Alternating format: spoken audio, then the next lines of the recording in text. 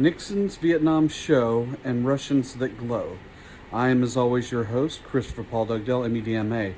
We are Duncanville High School in these United States, and today is February, April the 27th, 2021. And on this date in history, in 1982, but don't repeat that, my sister-in-law Lacey was born. Sweet, sweet Lacey. She is. She lives in North Carolina. She's a great girl. So, my wife's little sister. So anyway, everyone have a great day and have a great, great day. Especially you, Lacey. Happy birthday.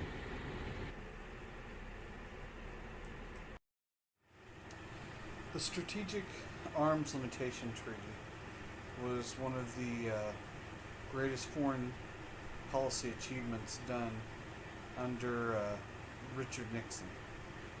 This limited nuclear arms, and the countries agreed to share scientific information between the Soviet Union and the U.S. What made this such a milestone was the fact that there had been about 2,000 tests in the atmosphere, and it was really destroying the environment. So what this does is this prevents testing above ground from this point forward, and this is something the two countries agreed with. The Anti-Ballistic Missile Treaty, this reduces the potential for a first strike launch because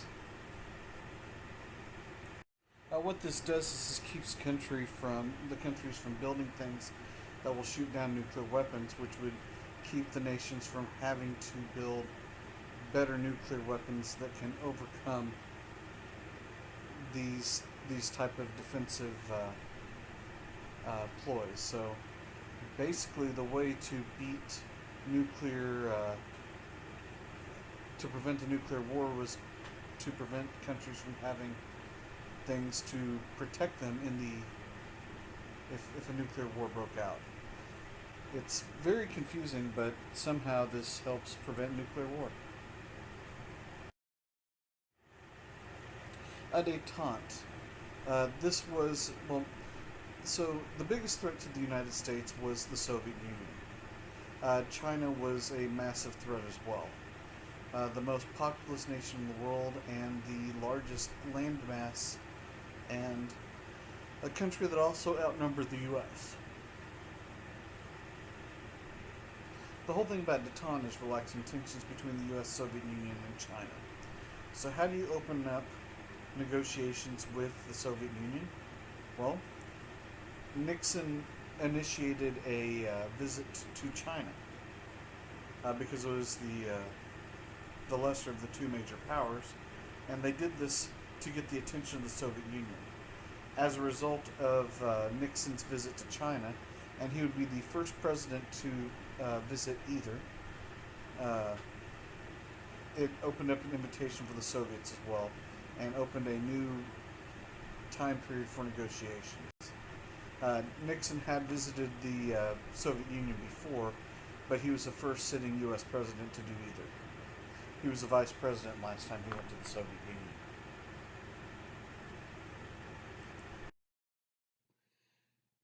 So, as promised by Nixon, on January 27, 1973, 4 years and 1 week into his presidency, so 1 week into his second term, they signed a treaty in Paris with Vietnam, and this ends the Vietnam War. The U.S. would withdraw all of its troops. They would receive back 560 POWs, or prisoners of war, and they negotiated all this without South Vietnam, which makes South Vietnam quite angry at the United States. So 2 years after this happens, North Vietnam invades and unites South Vietnam. Nguyen Van Tu, the leader of South Vietnam, asks Ford for help, and Ford asks Congress, but Congress says no. This is shortly after Nixon's impeached and no one wanted to go back to war. North Vietnam captured Saigon, which was the capital of South Vietnam, and renamed it Ho Chi Minh City in honor of its former leader. The U.S. would evacuate 140,000 South Vietnamese as it left. This sounds like this would be a lot of people, but the truth is, there were almost 400,000 that they didn't evacuate that were unmercilessly executed by squads. Anyone who was any way related to the United States, if you helped in any way whatsoever or were accused of helping the United States in any way, you and your entire family were wiped out. So in 1972, the Olympics were held in Munich. This was an opportunity to reopen West Germany to the world following its rebuilding after World War II. It was the first Olympics in Germany in 40 years, and it had opened up Germany to the world. And so nations everywhere went there, including Israel, which was a little bit controversial as a result of the Holocaust, obviously. And because there were so many U.S. bases in the Middle East and so much in Israel, terrorists started attacking the U.S. and Israel. And none of these attacks was more prominent than the attack on the 1972 Olympic Israeli team. A group of terrorists marched into the apartments where the Israeli team was staying during the Olympics. They ended up killing 2 or 3 people and taking them hostage. They held another 8 or 9. There were 11 people in total, but they ended up taking another 11 hostage, or another 8 or 9 hostage, and they had several demands, including freeing, removing Israel from Palestinian land. Eventually, they would stage a rescue to try and save everyone on the Israeli team, but the rescue went wrong, and the terrorists ended up executing all the Israelis, and most of the terrorists would kill themselves.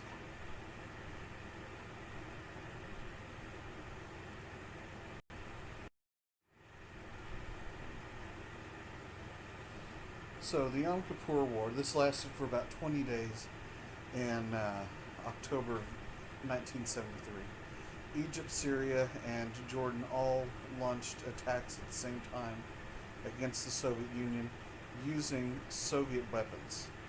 The Egyptians ended up moving deep into the Sinai Peninsula, where they took and held land even after the war was over. Syria tried to retake the Golan Heights that was lost in the Six-Day War just 6 years earlier, but Israel was able to recapture any land that they had taken. Jordan didn't make much headway into Israel as well. After 20 days of fighting, there was a ceasefire that went into effect. Israel won some land in the Sinai Peninsula, but there was going to be a lot of other long-lasting problems, and some of these would come from the fact that a lot of these nations that were fighting and supported the fight against Israel controlled the majority of the world's oil supply, and that will become a major problem.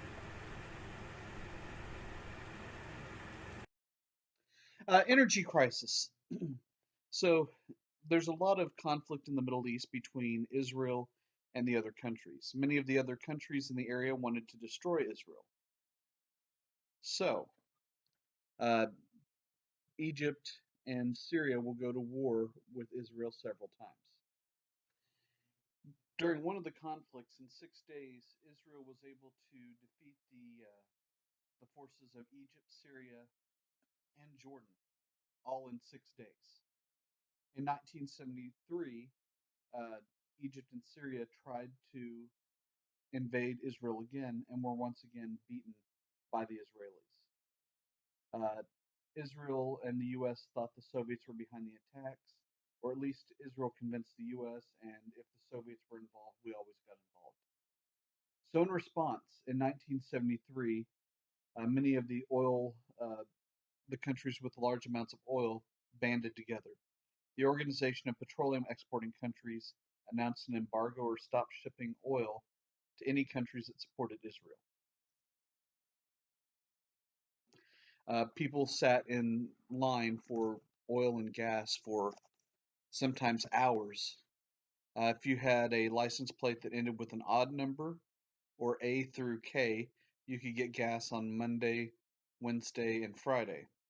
And if you fell, I'm sorry, in 0 through 4 and A through K. And if it fell on the other part of the alphabet or the other numbers, 5 through 9, then you could only get it on Tuesday, Thursday, and Saturday. And no one bought gas on Sunday.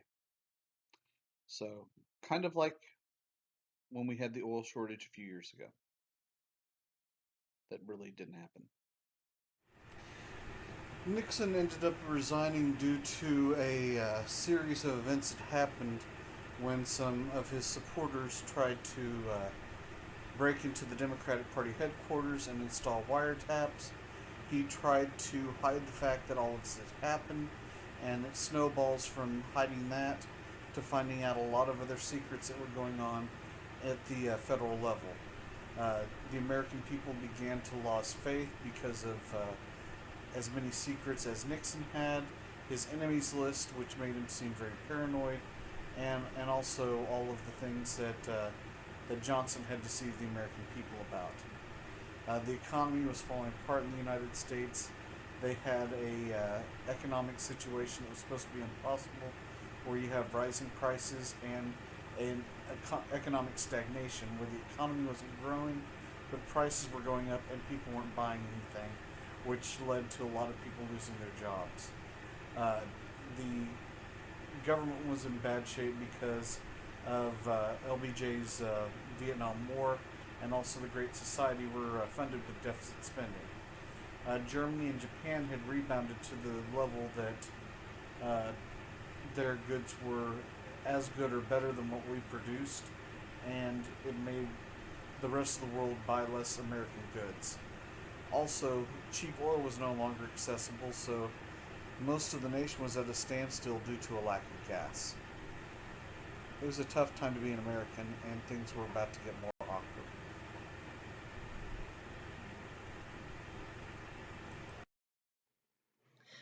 The Helsinki Accords.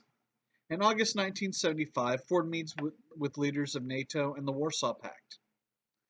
He recognized the Eastern European borders at the end of World War II if the Soviets would promise to uphold basic human rights, no torture, certain standards of living. The Soviets agreed but then broke their promise. This makes Ford look extremely weak, and between this and pardoning Nixon and all the problems with the economy, Ford is going to be struggling quite a bit to be reelected in the next election. So, for a very odd time in history, we go to the 1970s, whenever the Red Brigade is going through Italy. You have a group of Italians that were influenced by Maoism and Trotskyism, and they're trying to create somewhat of a communist state in Italy, and also use force to try and get Italy to withdraw from NATO, but they ended up failing. The German autumn of 1977, the Baader-Meinhof gang assassinated and kidnapped public officials and businessmen. They hijacked a plane. Less than 90 days, it led to an emergency government in Germany for a total of 45 days before order was restored. The ETA Basque, they led a separatist movement in Spain, and they used assassinations and bombings. They speak a non-Indo-European language. It's the only group in all of Europe that does not speak some type of language that seems like it comes from the continent. It seems completely foreign, and there's never been a good explanation of why they exist.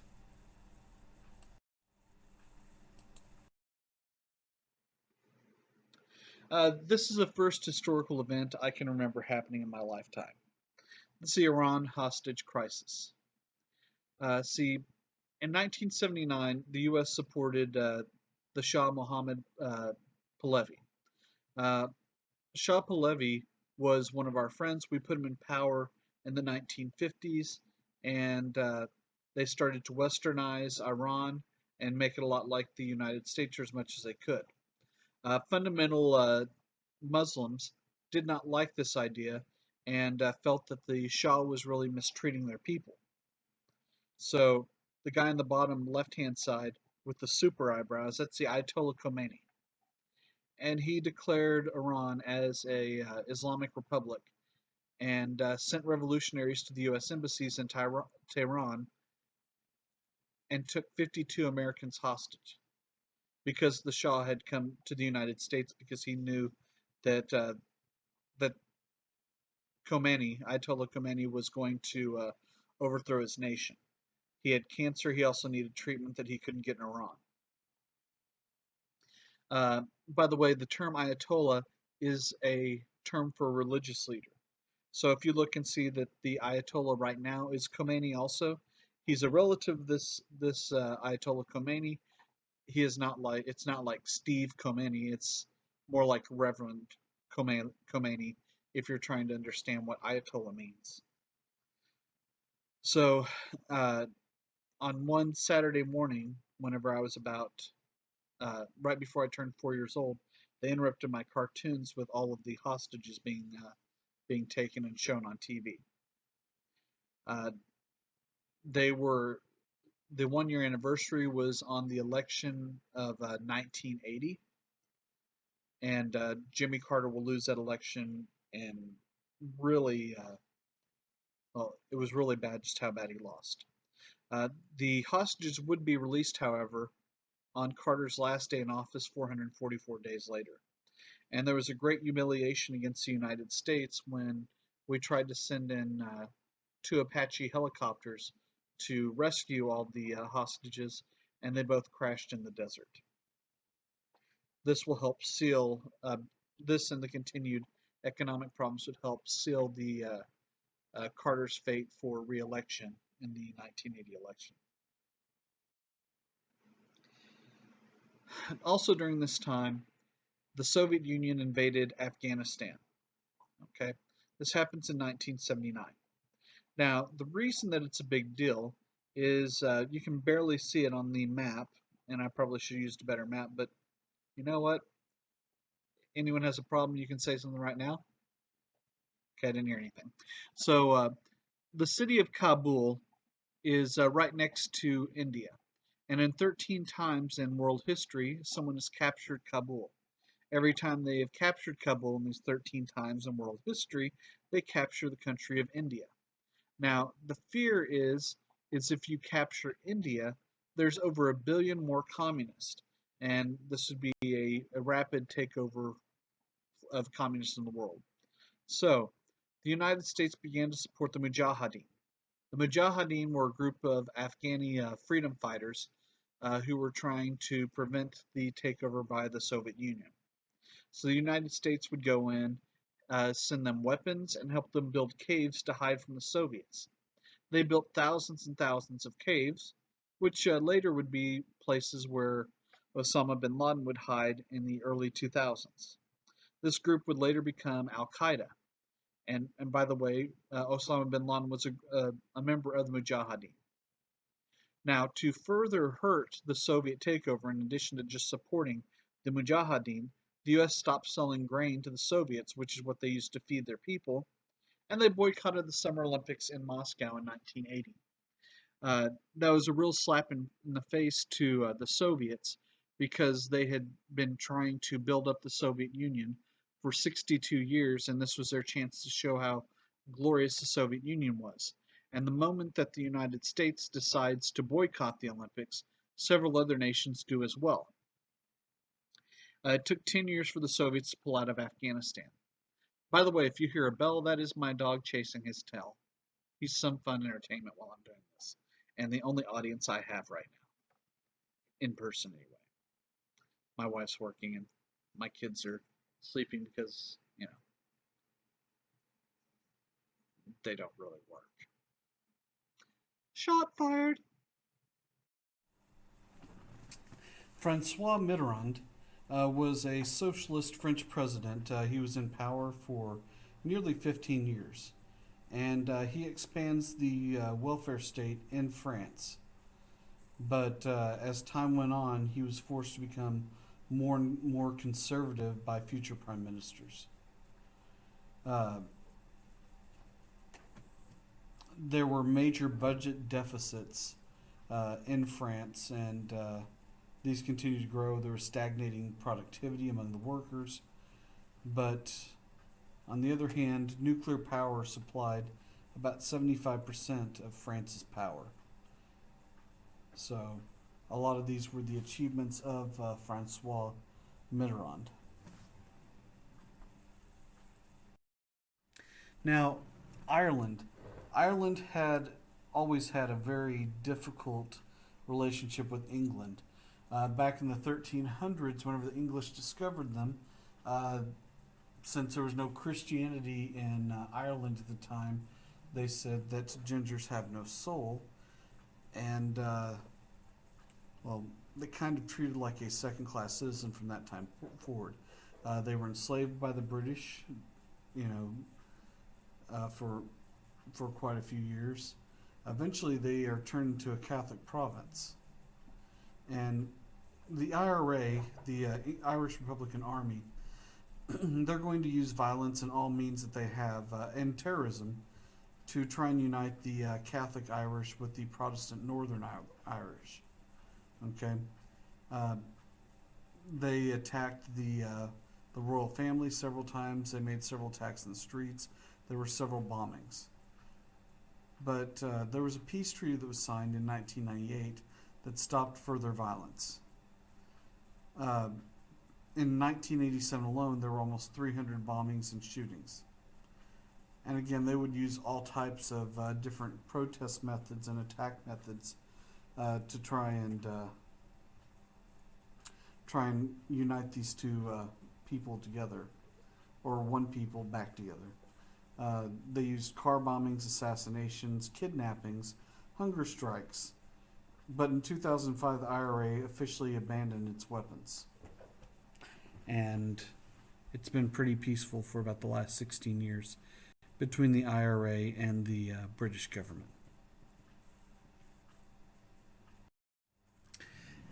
This is Margaret Thatcher.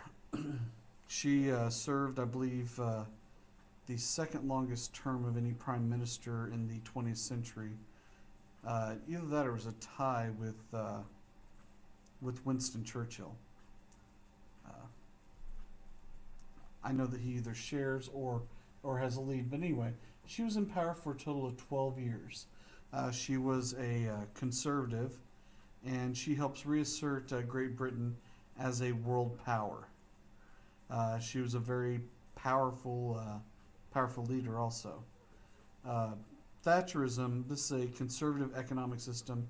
It's based on lower taxes. This is a lot like the supply side economics that the United States practiced several times. They also reduced bureaucracy. They fought against and ended inflation.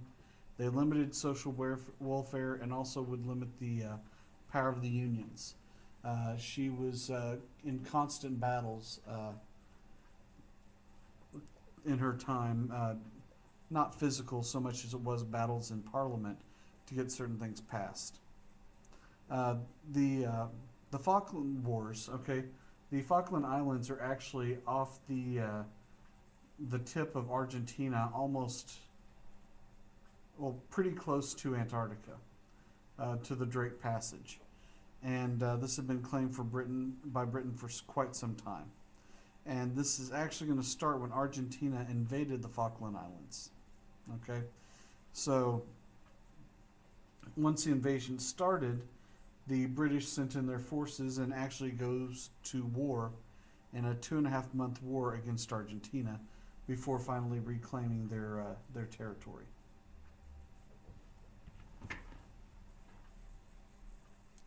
Billions and billions of people died in the last century from various reasons. Not in the Falkland Wars, so no, it was nothing that bloody. So conservative Ronald Reagan, he took the presidency. He was extremely popular before this. In 1976, he actually almost got the nomination from a sitting president, which would have been one of the first times in U.S. history. Uh, in this election, he won by a large margin, even though it doesn't look that large in the popular vote. He chose George Bush as his vice president. That's George Herbert Walker Bush, not the president who was in power whenever you were born. He was a former actor. In fact, he was one of the biggest actors of the 1950s and 60s, and even in the 1940s. Uh, the hostages were released during his inauguration, and when he was elected, he was the oldest elected president, and his goal was to reduce the role of government in business. Reaganomics, this is his economic policy, or trickle-down economics. This is reducing taxes to put more money into circulation. Okay, the thought was if people were spending less money on taxes and spending more, it would create more businesses and create more jobs and support more jobs in the community. This is the same policy that was created by Andrew Mellon in the 1920s. And like the 20s, there was a massive stock market crash in the 1980s as a result. Ronald Reagan would increase the budget deficit during this time, so the government was spending a lot more money than it was bringing in with taxes. And to control the deficit, he cut social programs, so he cut welfare and spending for the poor. Also during this time, he would remove price controls on oil, and this would bring lower gas prices. In fact, it would even start gas wars, where you would see gas prices drop by 10, 15 cents in the same day. So gas prices might start off at 69 cents a gallon, and then by the end of the day be 49 cents a gallon, so that people would buy gas from their station. And the way that gas stations really make their money is by getting you to buy gas and go in and buy coffee or food from the gas station itself. On the left-hand side, you see Mikhail Gorbachev. He was the new Soviet leader. He was different than the other ones. He had to create change because the Soviet Union was falling apart. They couldn't afford to keep up with all the advancements of the United States. So he introduces something called glasnost. This is freedom of speech, the press, and religion, and also gave some political liberty or political freedoms. He also comes with perestroika, which was restructuring the economy by bringing in some capitalism and some private enterprise. All of those are signs that the communist system is falling